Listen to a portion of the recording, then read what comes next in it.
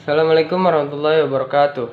Perkenalkan, nama saya Rian Rahmat Hidayat, NPM 2031030046 dari Prodi Ilmu Al-Quran Tafsir. Dosen pengampu Bapak Agus Devrianto. Saya di sini ingin menjawab dari UTS Mantik Logika. Yang pertama, jelaskan bagaimana pengetahuan manusia diperoleh dari berkembang secara bertahap, baik dilihat dari segi perkembangan individu, masyarakat maupun kebudayaan.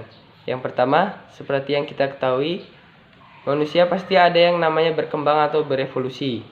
Misalnya seperti manusia tidak ada di dunia dengan tahap, tetapi ada beberapa tahap seperti yang kita ketahui. Manusia dilahirkan dan melahirkan, dan setelah dilahirkan manusia membutuhkan pendidikan dan perlu adanya seorang guru untuk membuat manusia berkembang di berbagai hal. Jadi pada intinya, manusia selalu akan berkembang karena manusia memiliki akal pikiran dan rasa ingin tahu terhadap sesuatu yang membuat mereka berkembang secara individu. Soal yang kedua, jelaskan apa yang dimaksud dengan prinsip logika.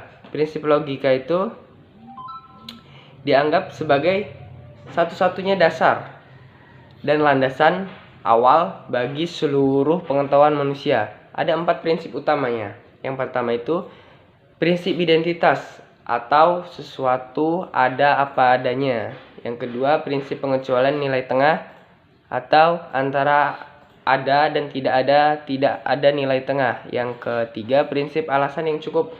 Ada alasan yang cukup untuk semuanya. Yang keempat, prinsip kontradiksi. Tidak mungkin sesuatu menjadi dan tidak menjadi pada satu waktu. Dan soalan yang ketiga, tunjukkan bagaimana hubungan antara konferensi dan eksistensi suatu konsep. Jelaskan dengan contoh secukupnya.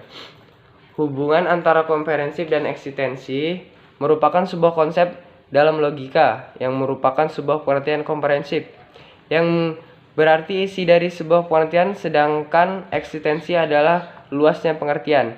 Isi pengertian atau komprehensif adalah semua unsur yang termuat dalam pengertian.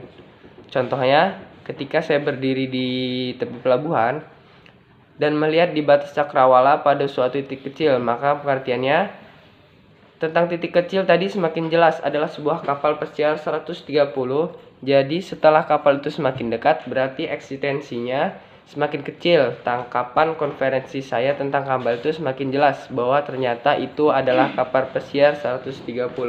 Soalan yang keempat, buatlah sebuah contoh argumen atau analisalah argumen Anda ke dalam 2 bagian. Bagian klaim atau kesimpulan dan landasan pendukung, premis. Kemudian nilailah masing-masing unsur tersebut sesuai dengan syarat-syarat berpikir logis.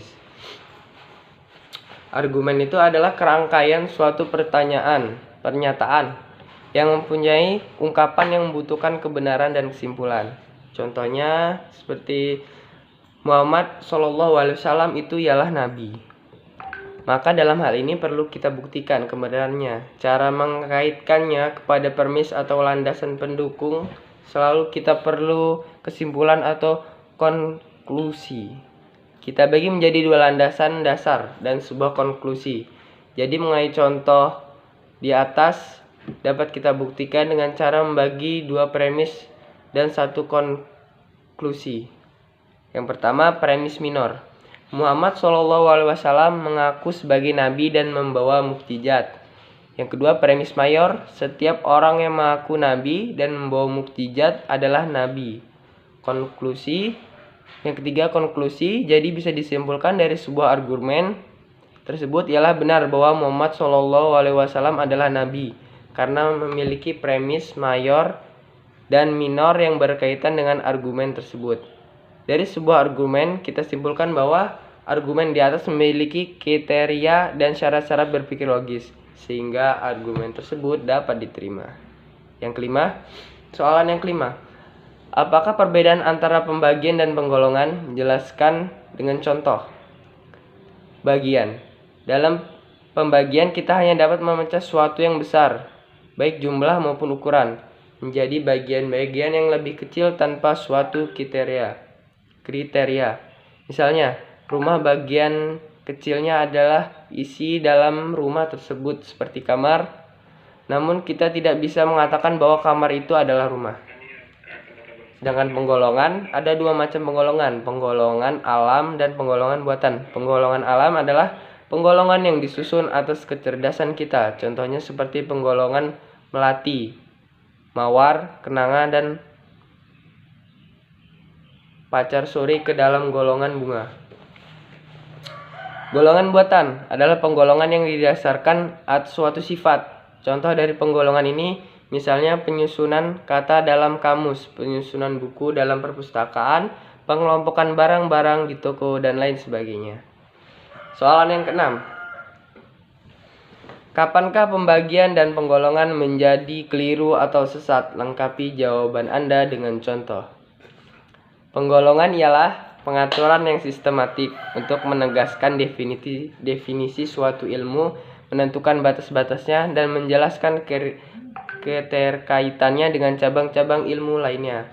Penggolongan atau pembagian menjadi sesat apabila menimbulkan pemahaman bahwa seluruh cabang ilmu telah lengkap sehingga tinggal menggolongkannya menjadi kelompok-kelompok tertentu yang arah dan bawah menuju ke atas. Contohnya ialah orang-orang yang bekerja digolongkan menjadi PNS, polisi, tentara, dan guru. Dan contoh yang kedua ialah kata makhluk hidup hanya digolongkan menjadi manusia dan hewan saja. Itulah dia tadi jawaban dari saya. Bila terjadi kesalahan tutur kata maupun hal lainnya, saya mohon maaf. Sekian dari saya. Assalamualaikum warahmatullahi wabarakatuh.